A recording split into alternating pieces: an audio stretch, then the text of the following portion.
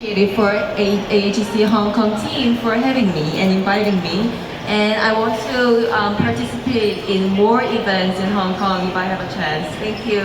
哇！佢話非常之開心啦，今日可以嚟到啦。當然啦，就好開心可以見到咁多位嘅粉絲朋友，以及咧係好多謝我哋 HC 嘅團隊邀請佢嚟到，希望之後咧都會有機會多啲嚟到香港咧出席唔同嘅活動。你哋想唔想多啲見到朴慧英咧？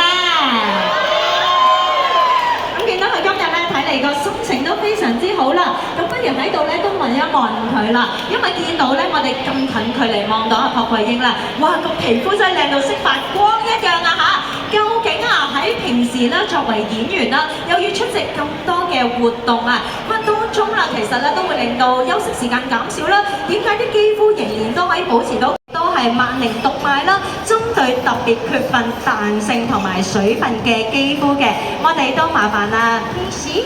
So this frame to the camera please。首先찍어보세요。네，我哋嘅體驗館正式啟動。감사합니다。好，呢個時候我哋都係獲得張相㗎。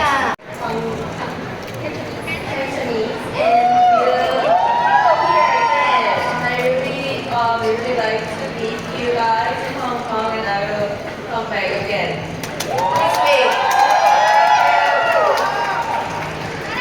咁佢咧就話啦，佢會好積極咁樣學習廣東話，同埋佢會再翻嚟同大家見面嘅。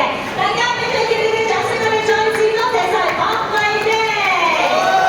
Thank you so much for joining us today. We really have a precious time with you. Thank you so much. 감사합니다。